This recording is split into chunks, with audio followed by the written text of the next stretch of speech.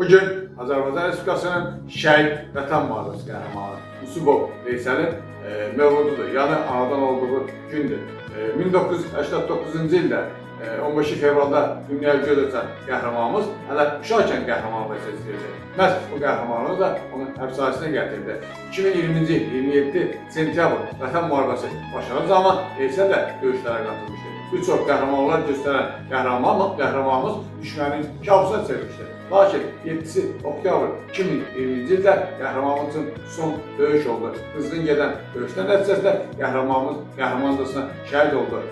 Ölümündən sonra Ali Baş Komandamız İlham Əliyev cənabları qəhrəmanımızın qəhrəmanlığını nəzərə alaraq Vətən Müharibəsi qəhrəmanı adı ilə tərtib etdi şəhidimizi. Biz də Milli Qəhrəmanlar Təşkilatı olaraq, Vətən Qəhrəmanları Cəmiyyəti olaraq qəhrəmanımızın ailəsinə başsağlığı veririk. İnşallah haqq dünyasında qəhrəmanlığı görüşdürməyi Allah bizə nəsib edər. Allah rəhmət etsin.